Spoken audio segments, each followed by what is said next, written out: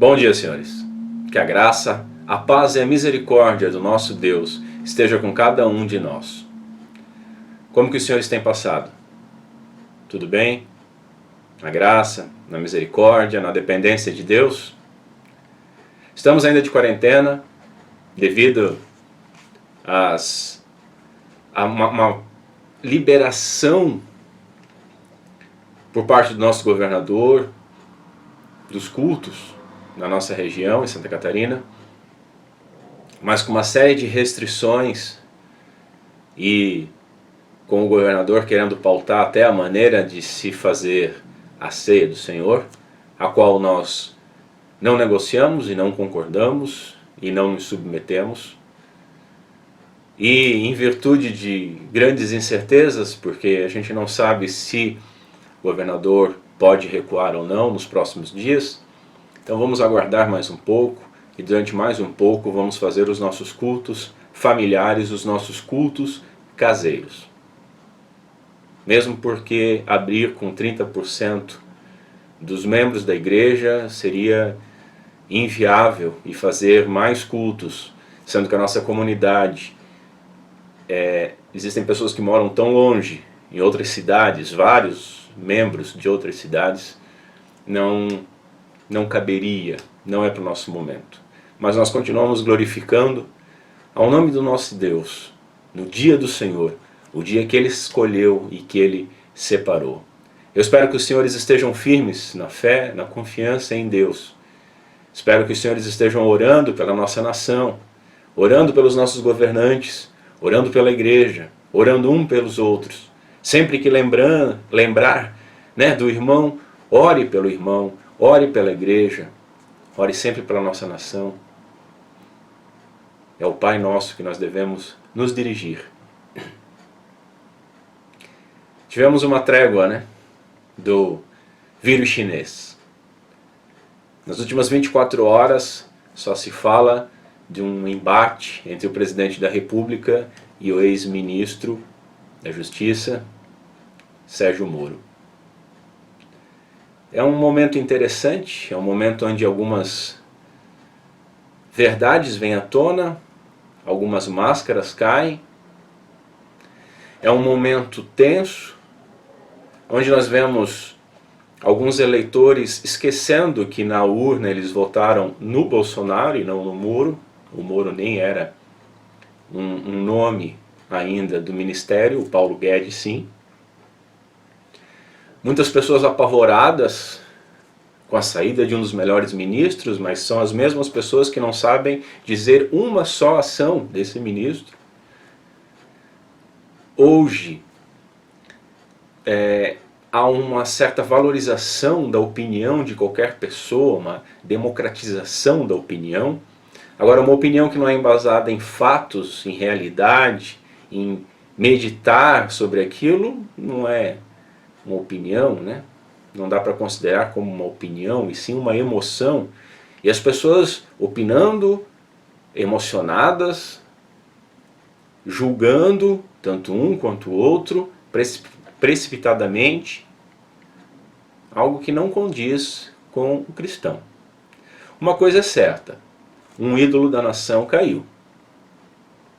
Outra coisa é certa, apenas um dos dois está dizendo a verdade. É impossível que os dois estejam. E aí nós temos que aguardar para ver os fatos, para ver como é que isso se encaminha. Mas houve um abalo e o vírus chinês ficou para escanteio. Senhores, eu confesso que eu estava em dúvida sobre o que falar hoje. E Deus, em sua misericórdia, pautou o assunto, E eu quero trazer essa breve meditação para nós, que sirva de um alerta, que sirva de uma exortação, que sirva também de conforto. E depois nós vamos passar então aos cultos familiares, onde eu aguardo as fotos dos senhores, que tem tanto me alegrado e a gente tem compartilhado nas redes sociais. Antes de passar, a gente vai meditar um pouquinho em Jeremias capítulo 17, Vamos orar ao Senhor. Curva a sua cabeça comigo. Senhor Deus, nosso Pai, nós glorificamos o Teu santo nome por tudo aquilo que Tu és e tens feito, por tudo aquilo que Tu tens nos dado e permitido, por tudo aquilo que Tu tens nos livrado e nos guardado. Te agradecemos, Senhor, pela nossa vida, te agradecemos, Senhor, pela nossa saúde, pela nossa liberdade de culto, pela liberdade de podermos proclamar o Teu santo nome. Te agradecemos porque Tu nos chama diariamente a uma devoção e diariamente Tu demonstras como nós somos idólatras. Te agradecemos porque entendemos que filhos são disciplinados e pedimos que o Teu Santo Espírito nos modele, nos molde, nos transforme, dia após dia, num processo de santificação, na imagem de Cristo Jesus. Amém. Eu vou ler duas versões, eu vou intercalar duas versões. Eu estou usando a Fiel, né? E estou usando a nova a King James atualizada. Por quê? Porque uma facilita a linguagem e a outra seria mais confiável a tradução. E os irmãos que me conhecem sabem que eu não fico entrando nessas briguinhas de traduções. O ideal é você ir para o texto original e o ideal é você comparar as traduções, né? Mas vamos lá. Jeremias, capítulo 17, a partir do verso 5, a santa palavra do Senhor nos diz o seguinte: assim diz o Senhor, maldito o homem que confia no homem, e faz da carne o seu braço, e aparta o seu coração do Senhor, porque será como a tamargueira no deserto, e não verá quando vem o bem, antes morará nos lugares secos do deserto, na terra salgada e inabitável. Bendito o homem que confia no Senhor, e cuja confiança é o Senhor, porque será como árvore plantada junto às águas, que estende as suas raízes para o ribeiro, e não receia quando vem o calor, mas a sua folha fica verde, e no ano de sequidão não se afadiga, nem deixará de dar fruto. Enganoso é o coração, mais do que todas as coisas, e perverso, quem o conhecerá? Que palavras! Que exortação, que termos fortes, para bem de um entendimento mais fácil. A King James atualizada diz o seguinte: assim diz o Senhor, ou assim diz Yahvé, maldito é o homem que confia nos homens e faz da humanidade mortal, lá a carne, da humanidade mortal a sua força e motivação, mas cujo coração se afasta do Senhor. No verso 7, mas bendito é o homem cuja confiança está totalmente depositada em Yahvé, cuja fé está no Senhor. E o verso 9, ora, não há nada mais enganoso e irremediável do que o coração humano, e a sua doença é incurável. Quem é capaz de compreendê-lo? É maravilhoso, tanto numa tradução como na outra nós aprendemos as pequenas nuances dos termos a qual o Senhor nos leva. Eu fiz algumas anotações aqui que eu queria compartilhar com os irmãos. Esse texto, olhando para os versos, né, primeiro do 1 ao 4, e essa perícope inteira, esse capítulo inteiro, é chamado de a sexta mensagem de Jeremias, onde está sendo confrontado o resultado do pecado do povo de Deus. E o pecado de Judá, olhando para os primeiros versos, os irmãos podem ler em casa depois, inicia dizendo: o pecado de Judá está escrito com um ponteiro de ferro. Esse pecado de Judá está gravado em seus corações, nos corações do povo de Deus. E há aqui uma certa alusão de ser gravado em pedra, por causa das ferramentas que são usadas. Gravado na tábua do seu coração, uma tábua de pedra. E essa alusão, obviamente, é a lei de Deus. Era a lei de Deus que deveria estar gravada no coração do povo, que se chama povo de Deus. Mas havia outra coisa, o pecado de Judá estava gravado. Esse coração, que, segundo o verso 9, é enganoso, corrupto, quem o conhecerá? Só o Senhor conhece plenamente. Nesse coração estava gravado o pecado. E nesse coração só pode ser mudado por uma pessoa, somente por Deus. E nós temos essa promessa, que o Espírito Santo de Deus, nos filhos de Deus, ainda em Jeremias nós lemos isso, gravará a lei no coração dos seus, no coração do seu povo. Nós vemos aqui, a respeito dessa idolatria, Jeremias falando a respeito da confiança que o povo estava depositando, que os judeus estavam buscando em homens.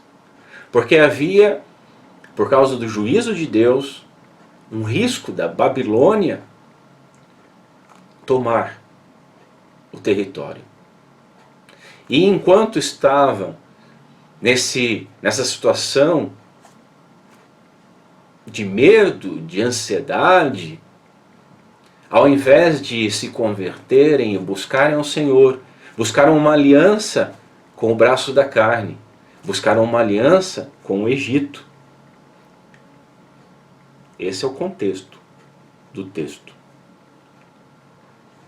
Nós temos, como eu falei, estamos vivendo uma situação extremamente estressante com essa história do vírus chinês, que sabemos que não é tudo aquilo, que sabemos que ainda haverá coisas a se revelar a respeito da origem, propósito, e se foi ou não um acidente, que esse vírus, o surgimento desse vírus, os propósitos econômicos, os propósitos globalistas. Nós vamos ter que observar isso tudo com o tempo, confiando no Senhor. E diante desse caos e a pedida do caos, porque nós vemos poucas mortes, mas vemos retroescavadeiras fazendo covas e mais covas. Eu vi em São Paulo uma reportagem de uma escavadeira fazendo 13 mil covas, sendo que nós temos no Brasil inteiro 3 mil mortos. Alguma coisa não bate. E aí o jornalista ainda põe a mão assim, nós não gostaríamos de estar mostrando uma imagem dessa. Como não gostariam? É o que vocês gostam de fazer e é o que o povo gosta de assistir, né? Então há esse caos, e o caos principal que eu tenho falado sempre será o caos financeiro. Não havia estrutura, e não há estrutura em país algum, nem nos mais ricos, para você parar todo o comércio, mandar as pessoas ficarem em casa e sobreviver a isso sem consequências catastróficas no âmbito financeiro, que vai levar à fome, à violência, desemprego, baderna, depressão. Eu estava falando com um pastor amigo meu, e ele acredita que há mais suicídios do que mortes pelo coronavírus em nosso estado. De pessoas que perderam tudo, que não sabiam o que fazer. No meio disso tudo surge agora esse abalo. E nós tínhamos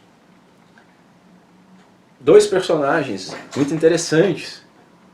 Um deles, o nosso presidente, a qual é odiado pela mídia, e a qual foi elevada a um status de mito pelos seus eleitores e seguidores e apoiadores. E falo isso com o coração tranquilo porque eu sou um eleitor do Bolsonaro. Então muitos elevaram ele a uma condição de mito. Muito se discutiu a respeito desse termo, né? E se você for ver a etimologia, diante do personagem que se elevou contra a esquerda no Brasil, o homem que está lá à frente, até cabia esse apelido, o mito. Um homem que foi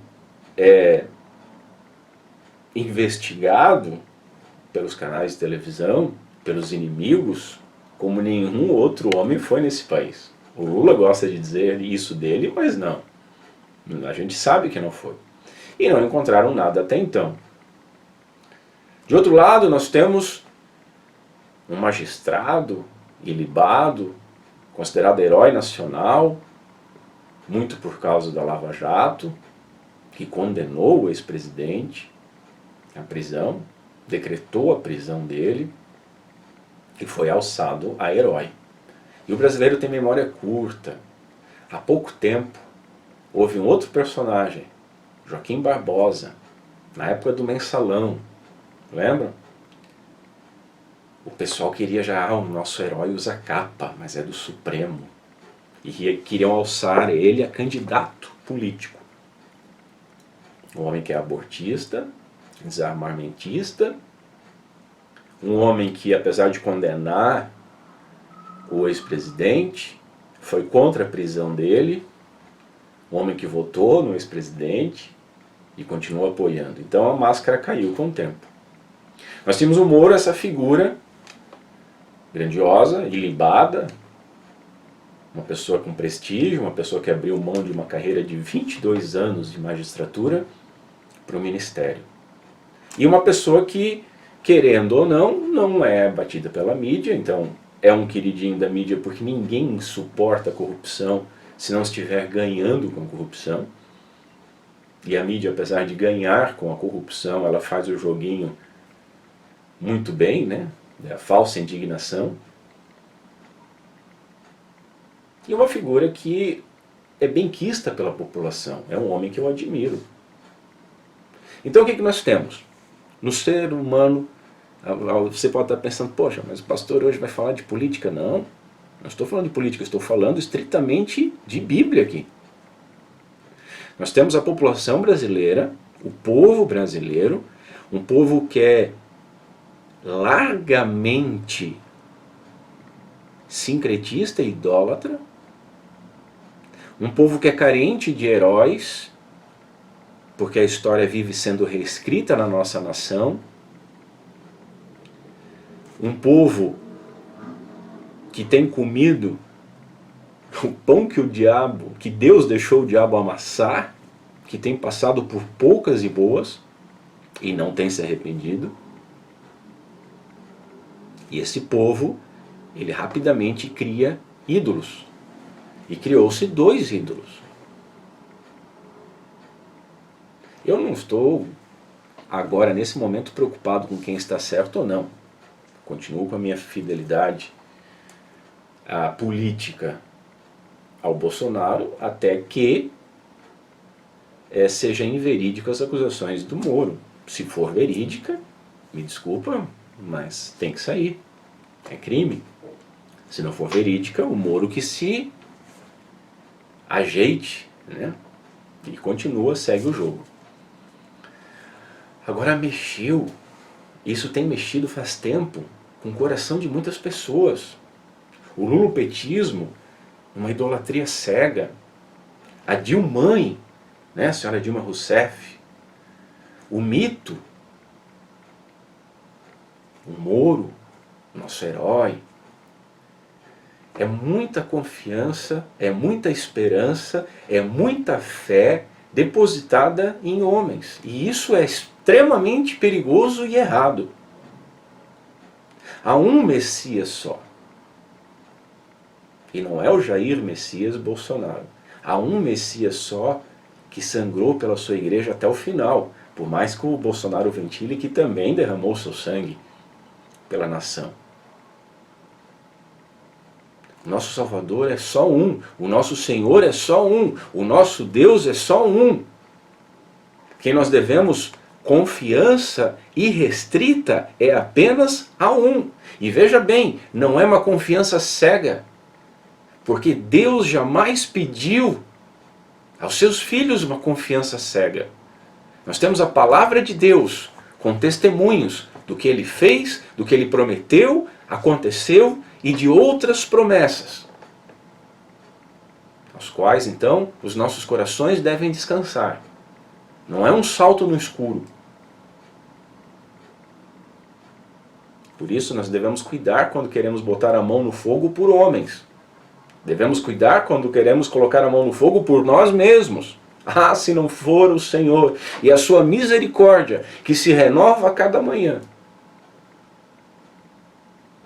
Ai de nós. Ai de nós. Então, senhores, eu queria botar algumas aplicações desse verso.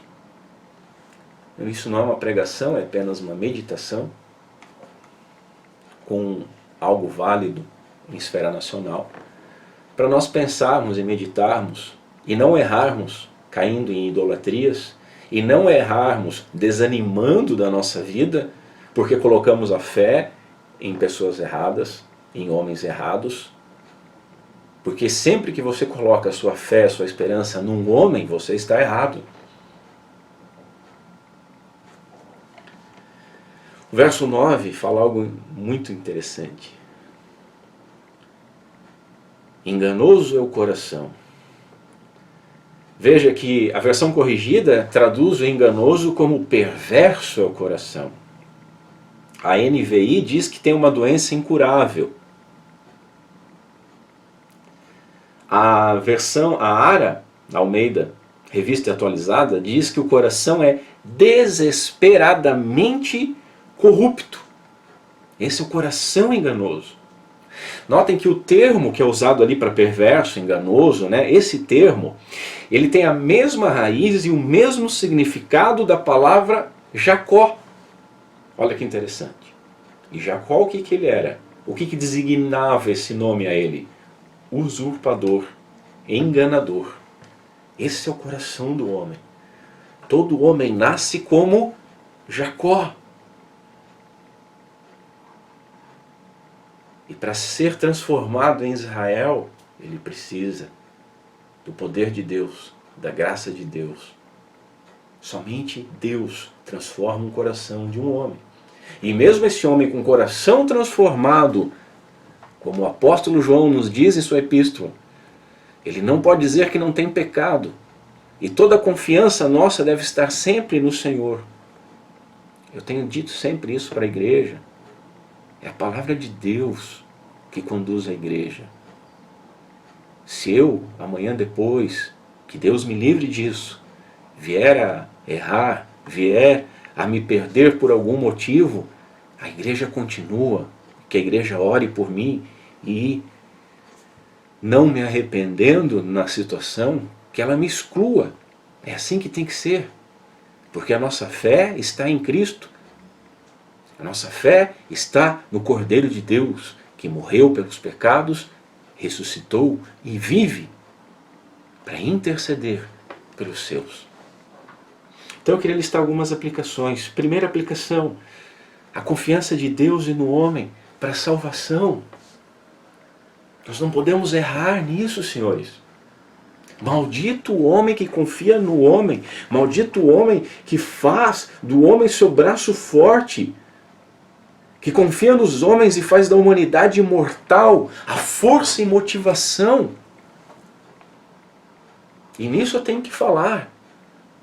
Ah, eu escolhi a Jesus. Escolheu nada. Eu vos escolhi a vós outros, diz o Senhor. A salvação pertence ao Senhor, nos diz a palavra de Deus em Jonas. É o Senhor que tem misericórdia de quem Ele quiser. Então, a nossa salvação jamais pode estar depositada em algo que nós façamos, porque nós não cumprimos a lei, devemos cumpri-la, mas mesmo que cumpríssemos totalmente, ao tropeçar numa vírgula, seríamos condenados por toda a lei. Então estamos debaixo da graça, a lei nos encaminha até o nosso Senhor Jesus Cristo. A lei nos mostra a necessidade de um Redentor e Cristo nos encaminha de volta à lei. com liberdade para podermos obedecer, nos santificando e glorificando o nome do Pai. Mas a confiança não está em nós. Sabe aquele papinho? Ah, eu me converti há 30 anos e nunca me arrependi. Que bom! A minha salvação, a sua salvação, se é a salvação de Deus, está nas mãos de Deus. E a nossa confiança não está em nós, está nele. Por isso que naqueles momentos que a nossa fé fraqueja, ai, será que eu sou salvo? Nesses momentos, a nossa confiança é na promessa de Deus e não na intensidade do nosso sentimento. Nós não temos fé na fé. Nós temos fé em Deus e na sua obra através do seu Filho, aplicada a nós pelo Espírito Santo. Nossa salvação eterna depende da cura de um coração que tem uma doença incurável. Estava morto em delitos e pecados, e somente o nosso Senhor Jesus Cristo, pelo seu sacrifício, nós somos trazidos à vida. E podemos ver o reino. E recebemos fé para nos arrepender e crer e andar em novidade de vida. Em segundo lugar, confiar no homem para livramentos, tal qual Israel fez com o Egito, numa situação de perigo com a Babilônia. Nós não podemos depender exclusivamente de homens. Devemos fazer aliança? É óbvio que devemos fazer aliança. Hoje, na nossa história, nós temos aliança com Israel e temos aliança com os Estados Unidos. Graças a Deus. Há pouco tempo atrás era com Cuba, Venezuela, Iraque, Irã. Mas veja, a nossa confiança como brasileiro não está nas alianças que homens fazem. Nossa confiança não está no governo, nossa aliança não está na equipe de ministérios, de ministros, nos seus ministérios. A nossa confiança não está nas alianças internacionais, nem nos Estados Unidos da América, nem em Israel, nem em nada disso. A nossa confiança está em Deus. Porque os homens falham. Os homens tendem a falhar. Os homens são falhos. E maldito aquele que deposita sua confiança no homem, no braço da carne. Nossa confiança está em Deus. Por isso que Paulo pode dizer e nos ensinar que quando estamos fracos é que estamos fortes. Sendo pobres e enriquecendo a muitos. Porque a nossa confiança é no Deus de Israel. Terceiro lugar, confiar em líderes fazendo ídolos. Enganoso coração. Ah, nossa esperança está na figura do presidente, a nossa esperança está na figura do ministro da Justiça, a nossa esperança está na figura de fulano no STF, de Beltrano lá. Maldito o homem que confia no homem e faz da carne a sua segurança, seu braço forte. A nossa confiança tem que estar integralmente em Deus. E Deus usa quem Ele quer. Tem usado, por exemplo, o Trump na América. Tem usado, e isso é inegável, o Bolsonaro no Brasil. Mas não esqueça que o Senhor também utilizou Nabucodonosor, o próprio rei da Babilônia, para julgar o seu povo. Usou um ímpio. Usou depois um rei para a reconstrução de Israel. Um rei ímpio. Deus usa quem Ele quer usar. E nós confiamos em Deus e não nas pessoas que Ele está usando. Fazer uma leve comparação, absurda, mas vamos lá. A nossa comunidade tem tido pregações muito boas, elas têm caminhado biblicamente, o nosso pastor tem trazido uma palavra muito boa, bíblica. Agora, se a sua confiança estiver nisso, ai de você e ai de mim de estar envolvido nisso. A nossa confiança tem que estar em Deus. Em Deus. Ele usa seus filhos, Ele usa pecadores conforme os seus propósitos. Porque tudo colabora para o bem daqueles que amam a Deus, daqueles que foram chamados por Deus e salvos por Deus. E Deus usa como bem lhe apraz. Nossa confiança tem que estar em Deus e não em homens. Não podemos fazer ídolos. Ontem eu ouvi, independente, não estou fazendo juízo se Bolsonaro está certo, se Moro está certo. Eu tenho a minha opinião e ela não diz respeito a esse momento. Mas eu vi muitas pessoas dizendo o seguinte: o pilar da justiça foi embora, a esperança desse governo foi embora, eu nunca mais voto nesse cara. Mas você votou no cara, não no ministro da justiça. Veja bem, isso mostra uma idolatria que foi só modificado o ídolo. Você tirou do presidente e colocou no ministro da justiça, e todos eles, meus irmãos, são pecadores, como eu e você, falhos.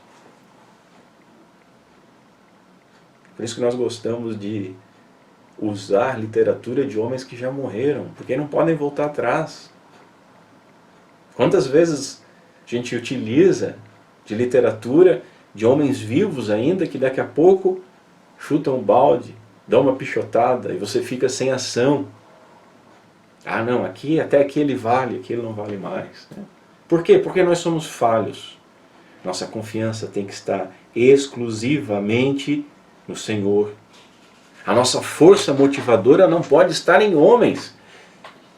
Se o presidente fosse outro, se fosse do PT, do PCdoB, né, sei lá. Nós continuamos filhos de Deus, servos de Deus, e a nossa motivação, a nossa esperança, a nossa confiança tem que continuar em Deus.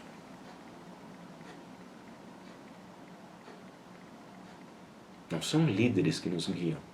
Deus nos guia através desses líderes. Nós não podemos esquecer disso, jamais. Em quarto, nós não podemos confiar em nós mesmos. E isso é extremamente perigoso. Nesse momento onde o culto não tem sido mais o culto a Deus, as igrejas não têm ensinado mais o culto a Deus, tem virado um antropocentrismo, o homem é o centro de todas as coisas, o homem é a medida de todas as coisas, o culto tem que agradar aos homens, os homens buscam agradar a Deus da forma que eles querem, não de que Deus exigiu. Os homens colocam confiança no seu coração, que é enganoso. Mas eu faço isso de todo o coração. Nadab e Abiú também fizeram. Uzá também fez. Caim também fez. Usaram o seu coração, que era enganoso. A nossa confiança tem que estar no Senhor. Bendito aquele que confia em Deus, confia no Senhor e faz dele seu braço forte. A minha esperança, a sua esperança tem que estar em Deus. Em Cristo Jesus, nosso Senhor. Nós só somos mantidos firmes pelo Espírito Santo de Deus. Senão nós vacilamos. Nós vacilamos, senhores. É em Deus que nós devemos confiar. É a Deus que nós devemos pedir força diariamente, livramento do mal diariamente, que não fiquemos prostrados diante das tentações, diante das provas, das provações de Deus. É a Deus que nós pedimos que nós sejamos livres e livrados do mal e do maligno, porque nós dependemos dele, é a ele que recorremos, e é a misericórdia dele que se renova a cada manhã, que nos mantém. É a causa de nós não sermos consumidos. Também Jeremias, em Lamentações. Por fim, nós devemos confiar então em Deus totalmente, depositando plenamente a nossa confiança em Deus. O que nós fazemos num momento como esse? Primeiro, fechamos a boca para não falar bobagem. Assim como eu falei da pandemia, que existem os sommelier de pandemia, sabem tudo sobre pandemia. Assim como o próprio Mandetta falou, o engenheiro de obra pronta, depois que o negócio está é formado, aí vem a pessoa, não, deveria ter feito assim, assado, cozido. Agora também o juízo de valor, né? E a ciência política que nasce dos homens que se alimentam da internet. Ah, não, fez errado. Ah, não, fez certo. Ah, não, é traíra. Ah, não, não é traíra. Ah, acabou o governo. Ah, calma. Calma. Aguarda para ver. Eu aprendi com a vida que toda história tem 3 lados. Tem o lado de um, o lado do outro e a verdade. E me desculpa, senhor presidente, como pastor, eu tenho que falar isso, como homem que crê em Deus. O senhor gosta de usar demais João 8,32, né? E conhecereis a verdade vos libertará. Acontece que essa verdade não é uma verdade empírica, de experimentação. Essa verdade tem nome, e o nome dessa verdade é Jesus Cristo. Ele é o caminho, Ele é a verdade, Ele é a vida. Tanto que o texto em João, há 2 versos à frente, se não me engano no verso 34, diz: e se o Filho vos libertar, verdadeiramente sereis livres. Não é nem simplesmente a verdade contrária à mentira que nos liberta. Ela é ótima, ela é necessária, mas a verdade que nos liberta, que nós devemos ter nossa confiança totalmente depositada, é em Deus. Confiar no seu braço, bendito que confia no Senhor e cuja confiança é o Senhor. Mas bendito é o homem cuja confiança está totalmente depositada em Yahvé, cuja fé está no Senhor. Nós prosseguimos, segue o jogo da vida. Nós somos peregrinos nesse mundo. Os nossos olhos estão e devem estar fixos no autor e consumador da nossa fé, olhando para o alto de onde vem o nosso socorro, e caminhando, e nos ajudando, e cuidando com o que nós falamos, cuidando com o julgamento que exteriorizamos sem saber as coisas, cuidando com a nossa ciência de causa, onde parece que todo mundo pode opinar e todo mundo sabe tudo de todas as coisas. Cuidando com os ídolos que nós erguemos, sejam homens, sejam instituições, seja nós mesmos. Eu lembro de Calvino, uma das suas colocações mais maravilhosas. O coração do homem é uma fábrica de ídolos. E quando nós vemos os ídolos sendo derrubados, vemos que os ídolos são ocos, vemos que os ídolos têm o pé de barro, pode nascer o orgulho em nós mesmos nos colocarmos como nosso próprio ídolo. Foi assim que o homem caiu. Não foi com um ídolo exterior, mas foi querendo ser igual a Deus. Que Deus tenha misericórdia de nós. Que nós possamos aprender com essa situação. Nós temos a obrigação de orar pelos nossos governantes. Temos a obrigação de nos inteirarmos da verdade e de cobrarmos a verdade e a justiça. Temos a obrigação de, quando falarmos, saber o que estamos falando. Temos a obrigação de conhecermos a palavra de Deus sobre todas as coisas. E temos a obrigação de obedecê-la, sabendo que maldito é o homem que confia no homem, maldito é o homem que confia em qualquer homem, maldito é o homem que confia em si mesmo, mas bendito aquele que confia no Senhor e faz dele o seu braço forte. Que Deus nos ajude.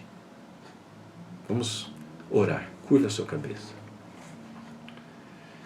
Senhor Deus, nosso Pai, nós te agradecemos por esse dia. Te agradecemos porque agora, reunidos em famílias, vamos poder glorificar, continuar glorificando o teu santo nome. Te agradecemos pela obra que tu iniciou em nossa vida, em nossas vidas. E sabemos, Senhor, que tu és fiel e que tu vai levar a termo, tu vai cumprir aquilo que tu iniciou, porque tu não nos desaponta, tu não nos abandona. E a nossa confiança ajuda no Senhor, através do teu Santo Espírito. A nossa confiança deve estar depositada totalmente em Ti. Mas nós somos fracos, somos frágeis. Nos ajuda, nos auxilia. Utiliza, Senhor, desses momentos para chamar a atenção, para que nós possamos derrubar os ídolos dos nossos corações e confiar totalmente em Ti. Nos ajuda a orar, nos ajuda a confiar com esperança que Tu está conduzindo os nossos passos, e a nossa liberdade, e o nosso alimento, e a nossa vida e a vida dos nossos filhos e netos estão nas Tuas mãos, e a nossa vida eterna e a nossa salvação está em Tuas mãos, de onde homem nenhum pode mexer, e em quem nós confiamos plenamente, porque não é homem para que minta, nem filho do homem para que se arrependa. Tem misericórdia da nossa nação, tem misericórdia daqueles que perderam emprego, tem misericórdia daquelas pessoas que foram atingidas por essa crise, tem misericórdia das pessoas que perderam entes queridos pelo coronavírus, tem misericórdia por aqueles que perderam entes queridos por gripe comum, por assassinato, por acidente, por diabetes, por câncer, por AIDS, por suicídio. Toda vida é importante, Senhor. Dá-nos um coração que possa se condoer e se colocar no lugar do próximo. Dá-nos um coração que saiba confiar no próximo na medida certa. Não nos deixa uns eremitões desconfiados de tudo e de todos, mas que os nossos pés estejam sobre a rocha, não sobre a areia, e que a nossa confiança esteja depositada plenamente sempre em Ti. E quando os homens nos decepcionarem, que nós possamos lembrar que também somos homens e também decepcionamos uns aos outros e decepcionamos constantemente a Ti. E somente Tu, em Tua infinita misericórdia, não nos despreza. Que tenhamos misericórdia em nossos corações, sabendo que não somos melhores do que ninguém e que há só um justo. E que os nossos corações possam não somente confiar, mas glorificar, rendendo graças em todo e qualquer momento, em toda e qualquer situação, ao Teu santo, grandioso e maravilhoso nome. É o que nós te pedimos, Senhor, no nome santo de Cristo Jesus. Amém. Senhores, vamos agora aos nossos cultos. Falei até demais, se deixar eu falo mais ainda.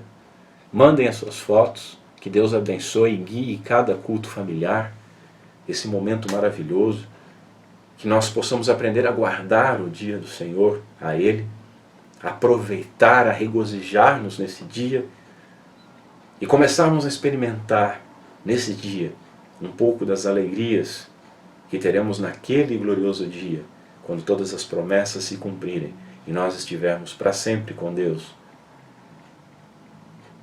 que vai enxugar todas as nossas lágrimas. Lágrimas de feridos, lágrimas de pecados, lágrimas de atingidos, lágrimas de decepcionados. Que Deus abençoe cada um de vocês.